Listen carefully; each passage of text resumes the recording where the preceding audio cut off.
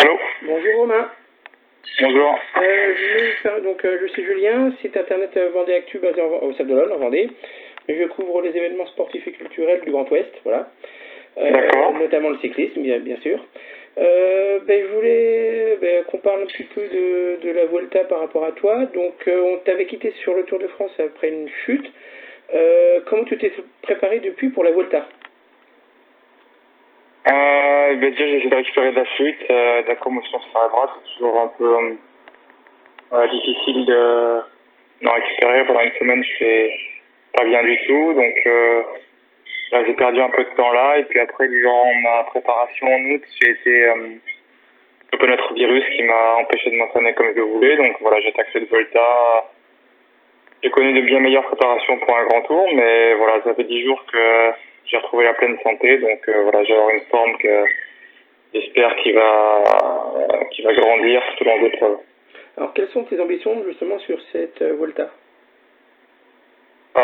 Une double ambition, celle de gagner une étape, et surtout aussi d'être là en capitaine de route pour aider les jeunes. On a quatre jeunes de 20 ans qui sont en premier grand tour, qui ont un très beau futur devant eux. C'est leur premier grand tour, donc je suis content d'être là pour les aider, les guider, pour voilà, qu'ils apprécient la course, qu'ils prennent leur marque sur leur premier grand tour et qui aussi qu'ils puissent avoir de beaux résultats sur 3 semaines. C'est une Vuelta qui est avec un menu très copieux, pas mal de montagnes, très peu de plaines. Il y a une arrivée au Tourmalet, c'est peut-être ça que tu vises? Ouais, c'est une belle Volta. On est toujours habitué à des Voltas, des parcours très difficiles. Voilà, beaucoup d'étapes très très casse-pattes, une grosse densité de journées difficiles. Donc oui, forcément. Après, voilà, moi, quand je prends des étapes en particulier, je vais essayer de retrouver mes meilleures jambes au long de le plus rapidement possible dans la course. Honnêtement, j'ai pas couru depuis Saint-Sébastien, donc voilà, je pars un peu dans l'inconnu, pour vous le cacher. Je sais que ma forme elle est pas optimale encore, donc voilà, il faut essayer d'être le plus offensif possible pour les sensations et pour la Volta pour gagner l'étape. La première étape, c'est un contre-la-montre par équipe. Quelles sont les ambitions de l'équipe sur ce chrono? Et faire un chrono propre, voilà, c'est très technique. C'est plus presque technique que physique, donc la différence va se faire sur l'homogénéité du groupe et la façon dont on arrive à rouler ensemble et négocier justement ces parties techniques. Donc l'idée, c'est vraiment qu'on prenne nos marques en tant que groupe et faire une belle prestation collective. On sait qu'on a du très bon matériel, on a une équipe, je pense, assez homogène, donc il faut voilà, faire plus que sur la performance physique. C'est vraiment qu'on prenne de la confiance en tant qu'équipe, c'est important pour les 20 jours qui vont suivre. Et l'ambition de l'équipe sur la Volta en général? C'est vraiment de gagner des étapes, et excuse-moi, je suis au téléphone. Excuse-moi.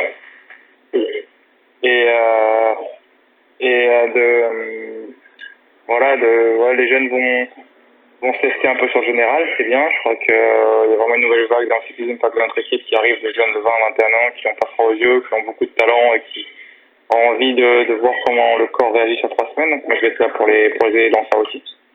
Et on aura aussi des ambitions sur les sprints parce qu'on a les sprinters les plus rapides du peloton dans notre équipe. Un mot aussi sur le trio qu'il va y avoir, Evenepoel, Roglic et Vingegaard. Comment tu vois ce trio? Parce que ça peut dynamiter la course, la Volta. Ouais, bien sûr. Après, voilà, moi, c'est une première pour moi. Je vais pas me situer dans cette bataille-là.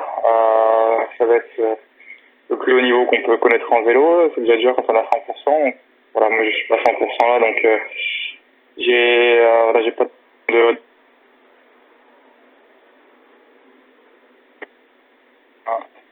Voilà, ça va être une très belle bataille. En tout cas, je pense que tous les fans de cyclisme se réjouissent de ce duel entre deux équipes qui s'annoncent. Est-ce qu'on peut vite fait évoquer après la suite de la Volta après? Qu'est-ce que tu auras comme programme? Ouais, justement, j'espère sortir de la Volta en très très bonne forme pour être bien sur les classiques italiennes en fin de saison. Écoute, merci. Et puis bonne voilà. Merci beaucoup. Au revoir. Bonne journée, au revoir.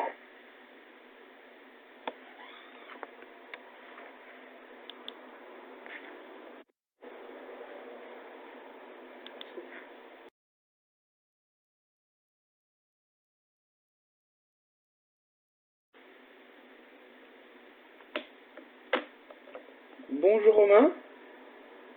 Bonjour.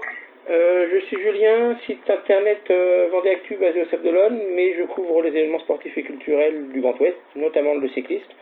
Aussi en Vendée avec le chrono et puis le Tour de Vendée. Donc on est là pour parler de la Vuelta. Donc première question, est-ce que tu peux nous parler de ta préparation en vue de cette Vuelta déjà? Comment tu t'es préparé, comment tu te sens? Ouais, bah pour moi ça a été un petit peu pas une surprise parce qu'on m'avait prévenu que j'étais premier remplaçant pour venir ici. Mais bon, après j'ai eu l'information très tard. J'ai eu l'information samedi dernier quand j'étais à l'Arctic Race en Norvège. Donc voilà, c'est très récent. Mais après voilà, je m'étais quand même préparé en conséquence, même si après ma chute au Dauphiné ça a été un petit peu compliqué, mais l'équipe m'a laissé bien le temps de bien me réentraîner, de bien me faire une charge de travail. Et voilà, je l'aborde avec beaucoup de fraîcheur, la Vuelta. Et puis, bah, je pense que ça pourra jouer surtout à partir du milieu de la Vuelta et en fin de Vuelta où ceux qui ont fait des saisons vraiment complètes en ayant tout le temps couru, je pense qu'ils manqueront un peu de fraîcheur. Et moi, ça va être un petit peu ma force sur la fin de la Vuelta. Donc, bon, après, on va prendre jour par jour, je pense. Et on verra au fur et à mesure. Je vais pas me projeter sur la deuxième ou troisième semaine. J'ai déjà pensé à cette fin de semaine avec le départ chrono par équipe. Et puis voilà. Mais bon, j'ai pas eu la préparation idéale au niveau course parce que j'ai fait que l'Arctic Race avec des conditions un petit peu dantesques. Oui, c'est ce qu'on a vu. Donc voilà. Mais après voilà, la motivation est là. On a vraiment une très très belle équipe. Donc ça c'est cool. Justement, tu parlais de ce chrono par équipe. Il y en a très peu qui se font. Comment tu vois cette chose? Comment tu vois ce chrono? Quelles sont les ambitions de l'équipe? Et comment tu te sens par rapport à ça? Est-ce que tu es à l'aise? Ouais, bah après bon, ça va pas être mon premier chrono par équipe. J'en ai déjà fait avec l'équipe il y a 2 ans au Tour of Britain. Mais voilà, on n'a pas d'appréhension, on a vraiment une équipe jeune, on est là pour la formation surtout, pour aider les jeunes. Donc voilà, on n'a pas, pour l'instant, on n'a encore pas trop parlé du chrono par équipe, on s'est juste entraîné hier tous ensemble. Mais je pense que l'objectif, bien sûr, c'est de faire le meilleur résultat possible. Ça reste court, un effort très court, très intense. Donc voilà, on va essayer de faire du mieux. Mais voilà, on va rester à notre place, on va voir ce que ça donne demain. Et puis voilà, après on fera les comptes de demain soir. Mais en aucun cas, c'est le chrono par équipe qui va décider le général par la suite. Et voilà, on part pour 3 semaines. Donc voilà, faut faire un bon chrono par équipe, mais faut pas non plus tout mettre pour cette journée. Justement, cette Vuelta un milieu très copieux, très peu d'étapes de plaine, beaucoup d'étapes accidentées, arrivées au sommet, montagne. Comment tu vois ça, ce parcours? Est-ce que tu l'aimes bien? Et quelles sont est-ce que tu vises des étapes en particulier? Est-ce qu'il y a notamment une arrivée au Tourmalet? Ouais, c'est un parcours que quand j'ai commencé à regarder les profils, ça m'a fait un petit peu peur. Je me suis dit, voilà, c'est vraiment une Volta très très dure, ouais, comme on dit. Je sais même pas, j'ai pas trop compté, mais s'il y a 3 arrivées au sprint, 3 ou 4, ce sera le maximum, je pense. Donc voilà. Après les jours d'arrivée au sprint, il y aura peut-être beaucoup de fatigue due à l'accumulation de montagnes.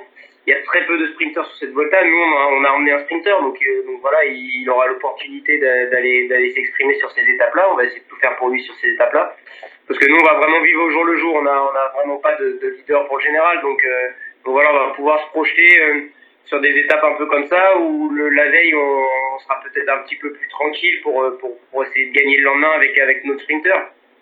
Mais ouais, ça reste une Volta très très dure. Après, j'ai regardé pour ainsi dire un petit peu jusqu'au Tourmalet avec beaucoup d'arrives au sommet. Dès le premier jour à Barcelone, on monte Montjuïc, que l'on monte aussi au Tour de Catalogne, donc qui est très très dur. Donc ouais, ça va être une Volta où il va falloir être intelligent, je pense, pas tout donner tous les jours parce que sinon on va y laisser beaucoup de cartouches. Donc voilà, il faudra être intelligent, se relever quand ce sera nécessaire et puis garder de l'énergie pour les jours qui suivent parce que pas trop en garder parce que 3 semaines c'est long mais ça passe vite aussi. Mais voilà, je pense que ça fait peut-être un petit moment qu'il n'y a pas eu un grand tour aussi dur, aussi vallonné où il y a très peu de place pour les sprinters, il y a de la place pour les punchers mais ça reste un tour vraiment focalisé sur les grimpeurs. Est-ce que tu as des ambitions d'étape en particulier ou... Après, des ambitions, moi je suis vraiment là pour aider l'équipe, pour aider les jeunes, pour leur apporter, après pour soutenir au maximum, faire mon boulot d'équipier. Donc j'ai pas forcément d'étape en tête. Après, on verra au fil des jours. Hein. Tout le monde aura sa carte. Le jour où, voilà, où si j'ai la chance d'être dans l'échappée et que ça peut aller au bout, bah pourquoi pas jouer sa chance. Donc voilà, mais j'ai pas d'étape particulière. Moi, mon rôle, ça reste vraiment d'être là pour l'équipe à 100%. Et si jamais l'opportunité se présente, ben j'essayerai de la saisir. Et ben voilà, après, ça reste un très très gros niveau où tout le monde est au top de sa forme. Même moi, si je me sens bien actuellement, voilà, ça reste. On tombe toujours avec quelqu'un qui est très fort en échappée, donc voilà. Mais bon, on sait jamais. Le vélo, c'est le vélo, et faudra être opportuniste. Alors, vous êtes 2 Français dans l'équipe, 2 Romains en l'occurrence, ouais. avec Romain Bardet. La question, comment ça se passe entre vous dans l'équipe? Est-ce que vous faites chambre commune? Enfin voilà, est-ce qu'il y a un avantage aussi d'avoir un deuxième coureur de la même nationalité dans une équipe étrangère? Voilà, c'est la question. Ouais, oui, bah c'est sûr que c'est toujours un avantage parce que surtout d'avoir Romain qui a une grande expérience sur tous les grands tours, hein, le Tour de France en particulier, mais voilà, il a fait aussi plusieurs Vuelta, il a fait le Giro. J'ai eu la chance de partager, enfin la chance, oui et non, de partager chambre avec lui au Giro l'année dernière quand il était très malade au milieu de Giro. Donc voilà, cette année je partage pas de chambre avec lui, je suis avec Sean Flynn, un Écossais, donc voilà. On partage pas chambre ensemble, mais voilà, on se voit tous les jours, on s'entraîne ensemble, comme avec tout le monde. Après voilà, pour communiquer, on communique entre eux. Quand on est tous les deux, on communique en français. Sinon, voilà, quand on est tous ensemble, ça reste l'anglais et ça se passe très bien. Sincèrement, on a vraiment une très bonne équipe ici, avec une très bonne ambiance. Et tant mieux, parce que quand on part pour un mois de vie commune, ben c'est quand même mieux. Et puis voilà. Mais Romain, oui, il reste un avantage pour moi, peut-être, mais surtout pour l'équipe, pour apporter beaucoup aux jeunes qui arrivent. Ouais.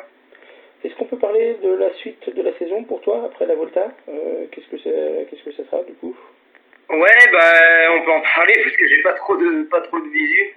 J'ai eu mon coach personnel juste avant la Volta et voilà, pour l'instant on est focalisé sur la Volta et après il restera très peu de courses, il restera 3 semaines de courses. Donc peut-être des classiques italiennes, des semi-classiques italiennes à la fin du mois de septembre et puis après on sera vite en fin de saison, mais j'ai encore pas trop de visu sur les courses exactes que je ferai après la Volta. La dernière question, pour les gens qui vont te suivre via les réseaux, via la télé, notamment sur Eurosport, durant cette Volta, est-ce que tu as un mot à leur adresser à ceux qui te suivent, voilà, à ceux qui vont vouloir te suivre?